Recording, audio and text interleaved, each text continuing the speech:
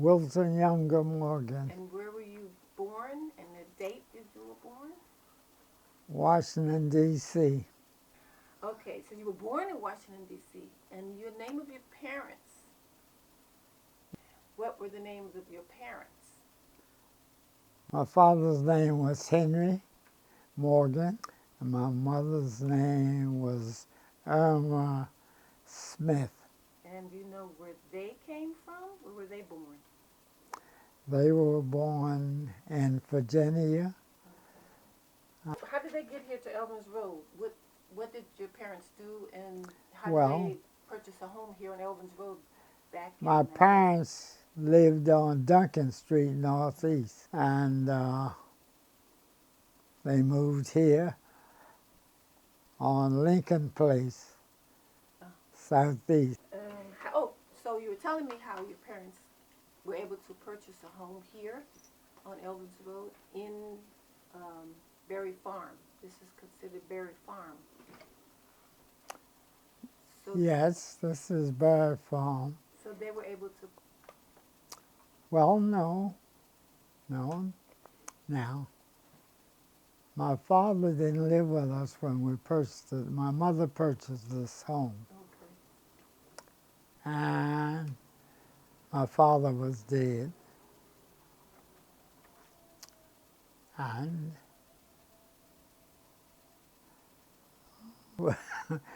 well, she brought up her 6 children or so, grandchildren, right here.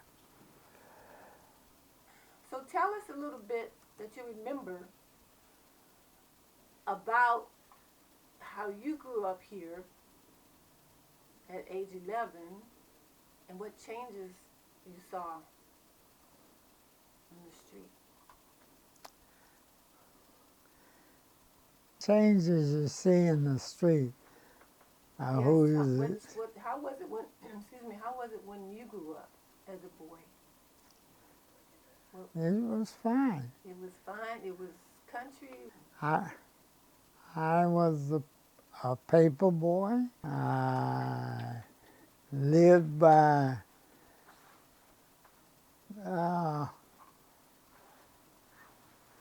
picking up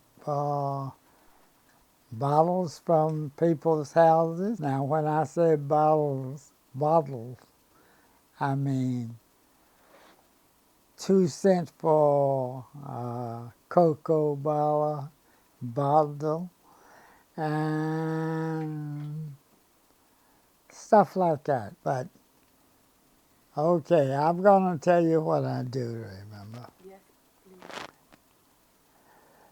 I went to Bernie. Bernie went to the 8th grade then. I transferred from Bernie in the 6th grade and went to school in Southwest Washington. I forget the name right now. I graduated from that school and went to Phelps. I stayed in Phelps for about 3 years. And then I went into the Navy. I stayed in the Navy 2 years. I came back and went back to Phelps as a military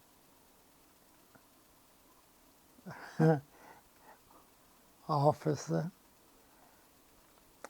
And I graduated.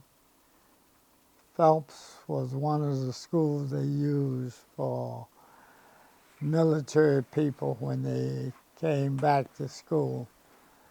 So I graduated from Armstrong. That's what my diploma would say. And I went from there to Howard. And at Howard. I took up drafting and whatnot. And I got a job in the government as a park.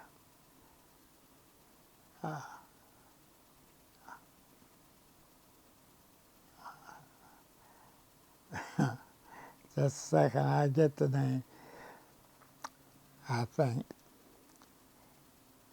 Can I ask you a question? All right? Here I am. Weren't you a map maker for the theater? Right. That's what I thought. I thought that was impressive when I was in That was maps and playgrounds and stuff like that. Right. Thank you. So we're up to your, you're a gentleman now and you're working and you have all your children around. What was the street like? Was it country? Did it have street, fruit trees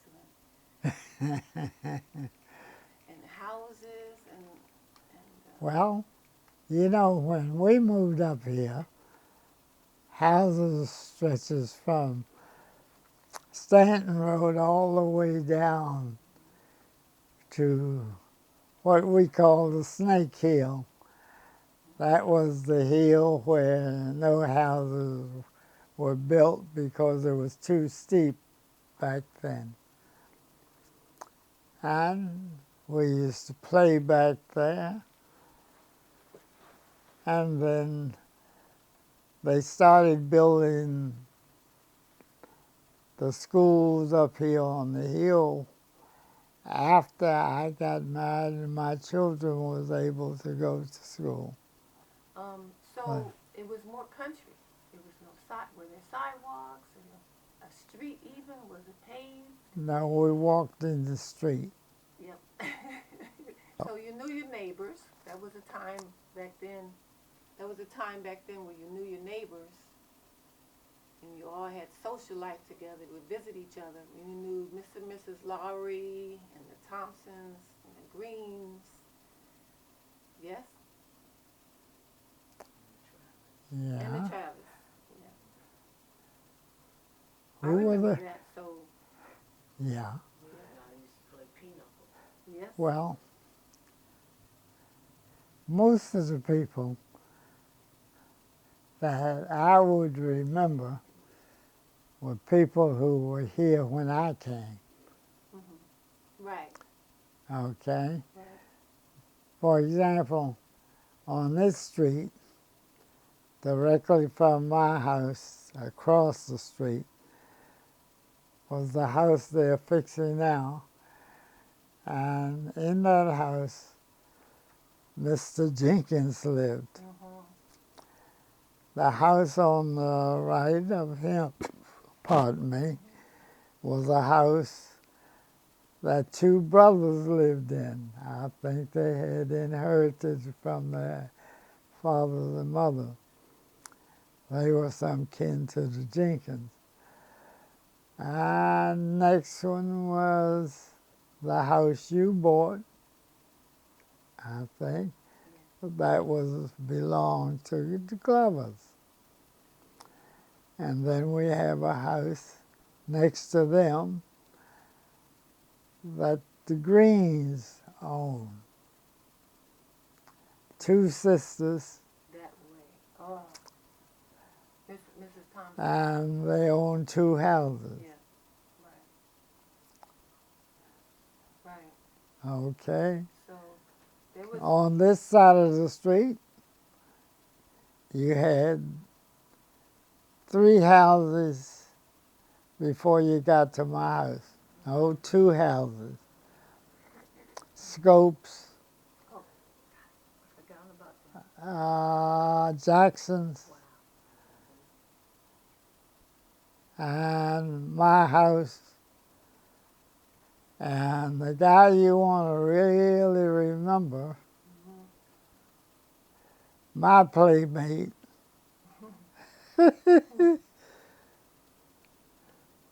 was George Travers. Mm-hmm. Now, George Travers was the first black man to go to the Navy Academy. Yep. He didn't graduate because it was too tough for him.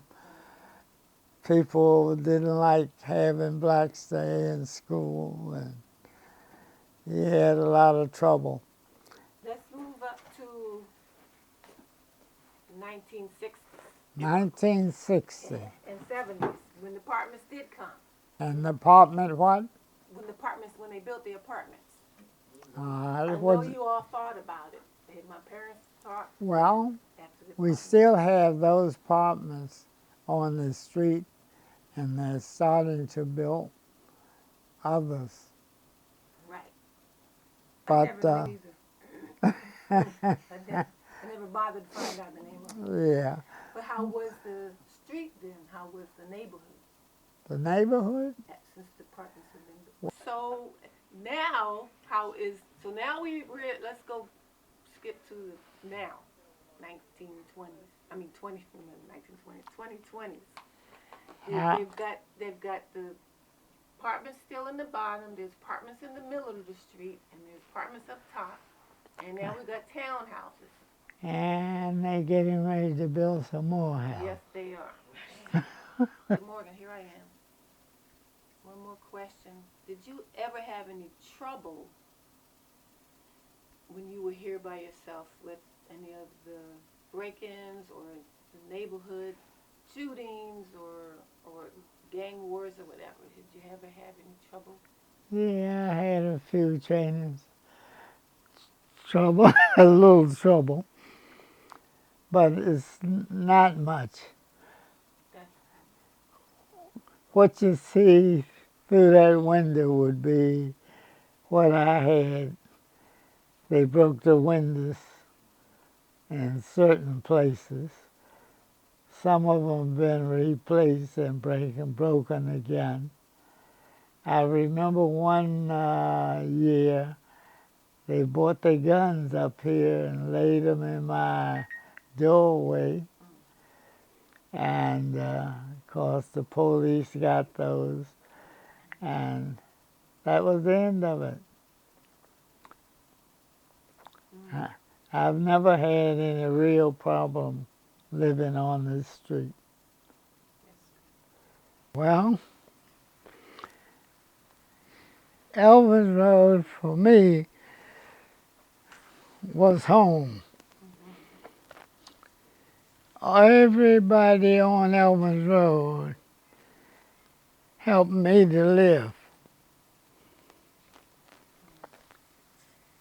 I picked up the bottles, I fed the pigs, I just did a whole bunch of crazy things that we don't have anymore. And it helped me to live.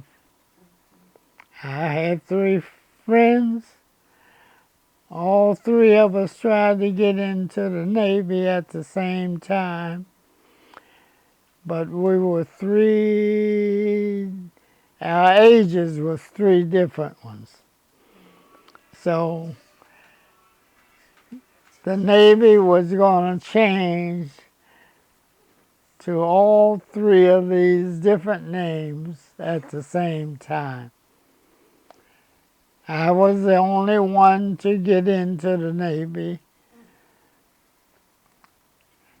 and I had a friend who joined the Merchant Marines. She talking to you there. Who was your friend who joined the Merchant Marines? That was Herbert Stowe Okay. around the corner. Okay. Okay. Well, And Yeah. and And tell me other, about your mom and the reason why he went to do the pigs and the bottles because he brought money home for his family. Remember you told me that? yeah, You was trying to make money for your family. And everywhere you had to go, you had to walk to the store and walk all the way back home. right. Mhm. And your dad and mom lived here in the house. And your dad, how did your dad die? How did he die? He told us he died. He did? His mother bought the house actually. Mm-hmm. And So that that's hill impressive. itself, he fell Oh, down that hill. okay, really? The right in the front of the house, right? Right. Yeah, his father fell on the front of the house down the hill. Yeah. And so him and his brother was trying to take care of mom all this time. That's Okay, why they that's why tried to it go worked. into the Yes. Navy. Okay. And that's why he cleaned the pig Yeah. stocks Yeah, and yeah, yeah. and picked up bottles to get money to be able to take care of the family. Right. And that was Uncle Floyd right there, a part of him. And Uncle Floyd went on in the service first, right? Yeah. Floyd graduated from high school, and Mm-hmm. then he went into the service. Mm-hmm. The service was a place where there's money. That's why y'all No, no, decided to go no. in that in the service. Why did you want to go to the service? Oh, the service, yeah. The service was a place where you could get money and help the family. Okay. You sent your check home. Mm-hmm. But my mother started everything in the family. Uh, I guess family money changed. When I was 10 years old, my mother said she needed money to take care of the house. This is before we bought it. And she said that the girls would take care of the house, do the scrubbing of the floors and all my work, and I would pay them for working. And I remember most of my sisters got about 25 cents, but it was enough to buy food when you went to school and stuff like that.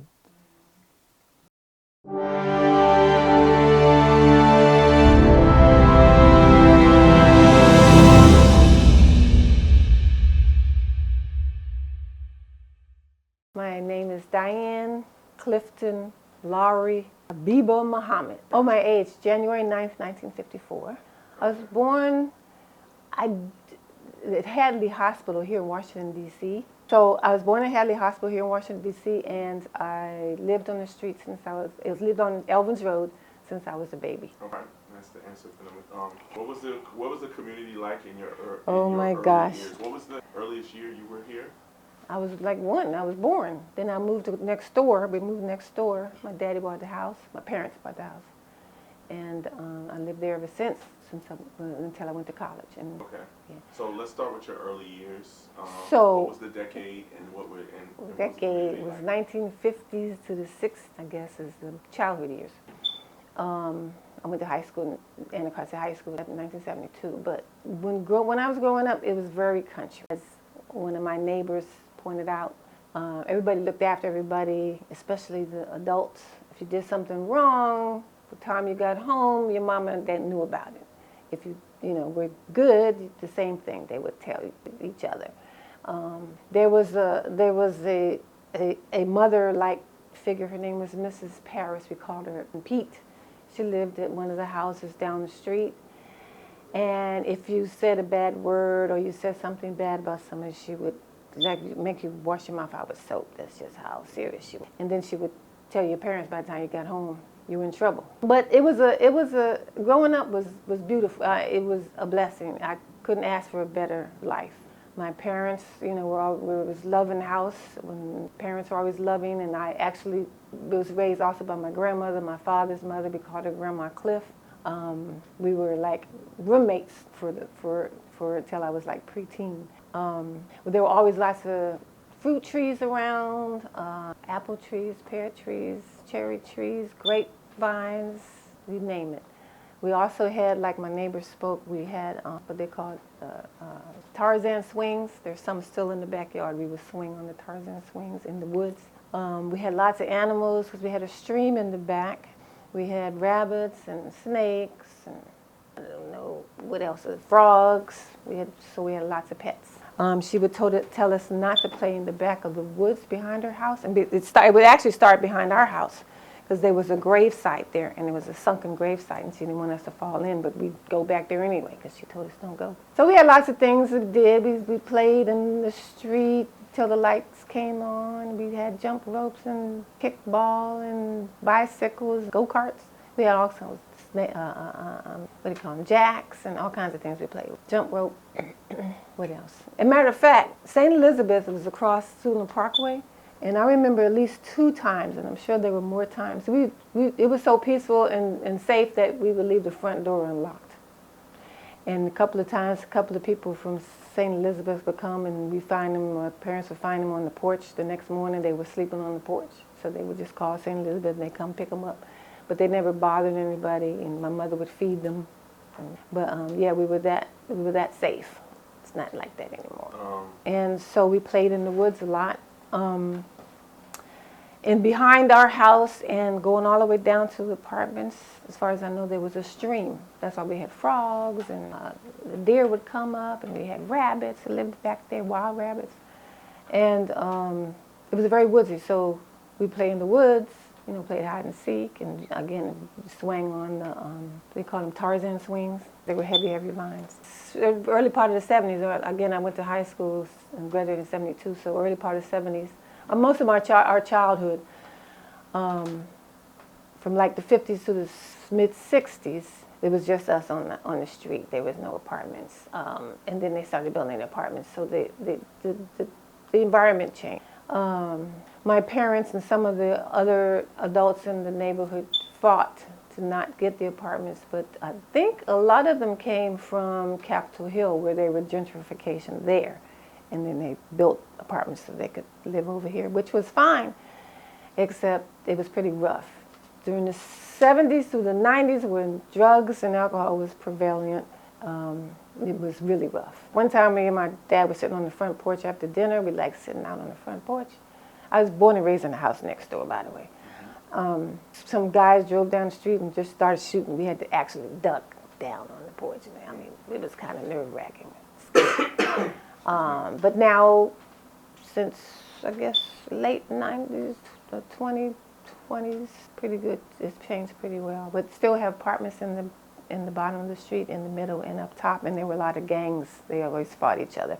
You still hear some shooting. It's still, a little scary, but it's not as scary as it was in the 70s and 80s. Okay. And the terrain changed because they, again, knocked down a lot of the trees to build. And we didn't have as much vegetation and animals as we had when we were growing up. But yes, I hate it now. I hate it because people didn't pay us any attention. Actually, even the cab drivers didn't know how to get to Elvans Road. Not just Elvans Road, some of the other small streets too.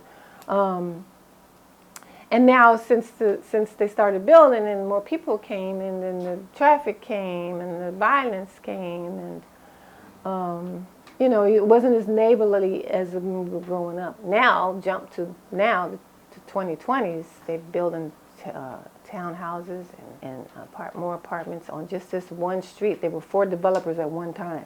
That was a couple years ago. And so now you have neighbors, you don't even know who they are. So, and they don't know us. Before we move, can you mention any interactions you had with the young man who we just interviewed? Mr. Morgan? No, it was mostly his daughter, Denise, who we interviewed, was and Joyce Thompson, who lived down the street. We were like buddies. We did, went down to the apartments where I got this scar where we were supposed to be. We did, bad things, but back then bad things was mischievous, When there were fights, the boys would break out in fights, whatever, they get over it. So Mr. Morgan was one of the parents that would look after us, like you said. Mrs. Green. Again, my grandmother helped raise me, so she was pretty stern. But yeah, most of the parents we all knew. Mr. and Mrs. Trivers, the Thompsons up the street, Mrs. Thompson and Joyce, never knew her father, but Mrs. Thompson was pretty stern with us too. When I say stern, they loved us and they took care of us. And So when did the change come where it went from knowing the neighbors in the block to not knowing? Can you link that with the time of the change of the actual construction or terrain or the? Oh, well, so we still knew the families who lived here. While I was in high school. Then I went away to college, so I guess it changed basically then. Because I think that's when they built the apartments at the top of the street, the 70s. These were the first ones. So that changed pretty drastically with 3 different apartments, So the change came with the apartments. Pretty much. Well, why would more mean knowing each other less? People, especially when you live in an apartment, you probably didn't know your next door neighbor. We all had to take care of each other. When there was snow, everybody came out with their snow shovels and helped each other shovel snow. We all helped each other. Now, it's I'm going to mind my own business and, I know my neighbor. And it's a sign of the times, I guess, It's a different atmosphere. Any changes that you've seen on the block since you've lived here? Yeah, I hate it. They built those townhouses across the street and next door, and I don't like it. I'm a country girl. That's new to me. But I understand people need places to live, and DC is really growing. But I don't know how to tell you. It's just, you're used to one way, and it's hard to. It was hard actually to sell the house next door. Me and my older brother had to sell it for my younger brother years ago, about 4 or 5 years ago. That was hard because I'm still next door. So, what were some of the family, and you did mention some of them, but The Thompsons, Joyce, and then the Greens. Mrs. Green, you saw her next to Mr. Morgan. I grew up with her oldest son, Denise. We went to the same high school, which is Anacostia High School. I knew most of them. The Parises, the Trivers lived across the street. The Trivers across the street, where those townhouses are now, he and his sons built their house by hand. The boys had to sell a long time ago. But yeah, that was fun too because they raced boats, and so we went to regattas. There was a black beach where blacks could go only, and actually Mr. Morgan, the Triverses, the Thompsons, and there's a couple other people who were middle-class blacks, and they bought the beach homes out at Columbia Beach. And we would go there, and the Triverses and a couple of other young men, they were a little older than me, but they had regattas, so we would watch the regattas, which was really racing boats, yeah. And we go crabbing, and we had a good life. Nice. I understand there was a couple of historical people who lived on this block. Did you know any of them? No, I didn't know any of them. They were before my time. Mr. Brown, Patterson. Okay. You'll talk about that. Neighbors. I think we don't know exactly where Mr. Brown's house was. So we don't know who lived next to him or whatever. But I did mention the fractures. They were me. Yeah, they were mean. But yeah, they were there, and I still can't remember the lady at the end of the street who had this huge house. We were all pretty close, No. Because yes, very much. Talk about the sense of community that was there that's not there. Well, we kind of lost the sense of community mostly because our elders died off. That was the main reason, and most of us, I think, me and my brother who passed were the only ones that stayed around the next generation for a while to hang on to the houses as much as we could, me and my husband. I remember vividly, I don't know for how long, but the milkman would come. He was a white guy. He used to have the old-fashioned milk truck and bring the cold milk, put it on the porch, and Mama would put out the empty containers and a dozen eggs, and what else did we have? Cheese. Yeah, that was, wow, that really dates me, doesn't it? Did you pay him? Like, how did that? Well, my parents paid him. Yeah, I don't know how she had the money right, probably at the door. She would have me change the stuff at the door, so maybe she paid him, right when and then he'd bring the fresh milk. I would climb out on my balcony of the window where I slept at night, thinking I was sneaking. The cherries would grow just that much over the balcony, and I'd sit on the balcony and eat cherries. So I got sick, and then I'd be sick in the morning and have cherry juice all over. I remember getting pears. The lady who lived at the corner had these grapes, And of course, bees love grapes, so she had these grapevines everywhere. So we would get stung getting the grapes. It was amazing growing up.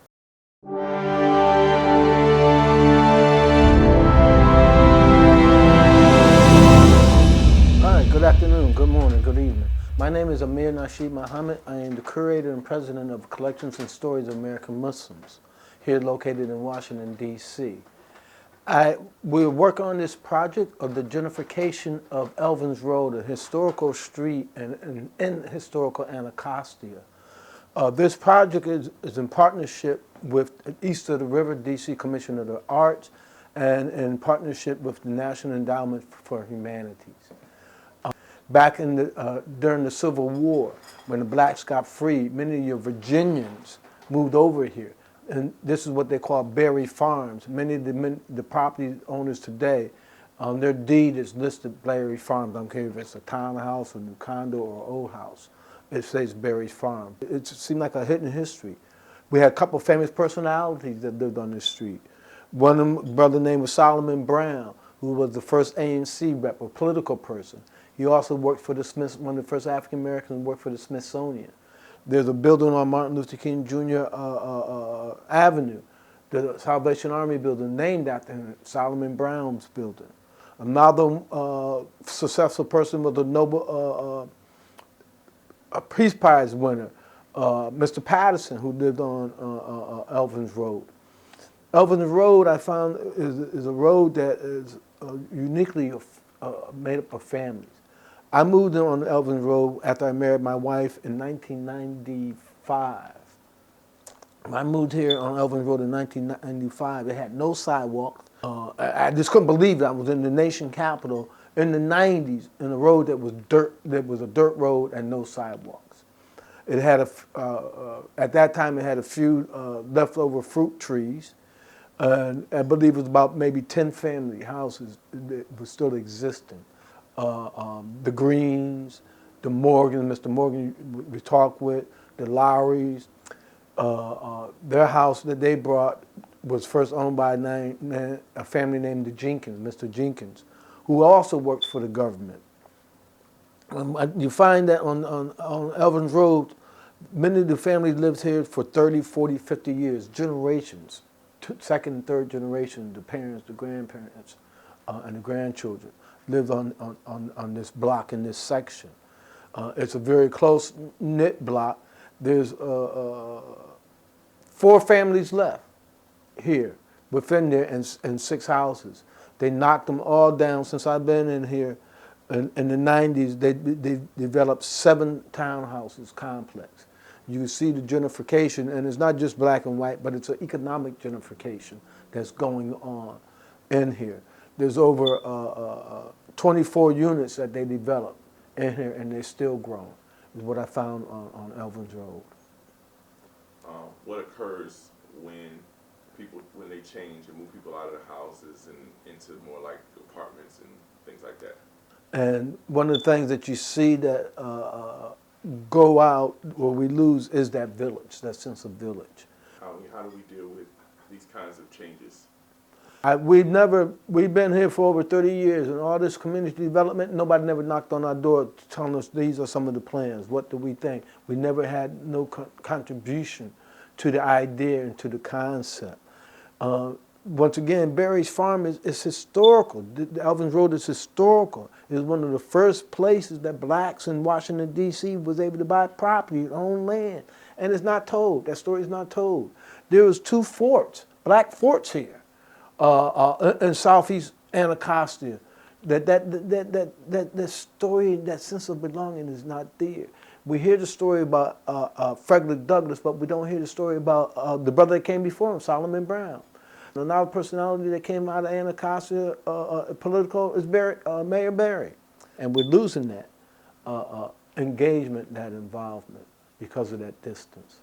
I heard a little bit about the young man that we interviewed last. I forget his name. Yeah, Mr. Morgan. So we heard that he used to make maps and things like that. Can you talk a little bit about Mr. Morgan and what motivated you to interview, what motivated you to cover him and what he did? Now, Mr. Morgan was a map designer, early black map designer. Morgan also was a naval man, and he talked about one of the first black naval cadets that was a friend of him. We interviewed him because his family, even though they moved here, they moved into this area early on in the 40s. His mother and father bought that house, okay? And the census records showed them in the 40s, showed them in the 50s, showed them when they lived somewhere else northeast in the 30s. Now, one thing that we learned is that that house was a lot smaller, it was one level, that he built on the second level. And this man is 97 years old, or 97 years young, and he still have a lot of his senses and his contribution. So that was one reason why we wanted to interview him, because he still lived on Elvans Road. He was born, he lived in that house since he was 10 years old, and he's 97 now. So that's 87 years of living in this area, in this community that still exists. So I thought that was very important.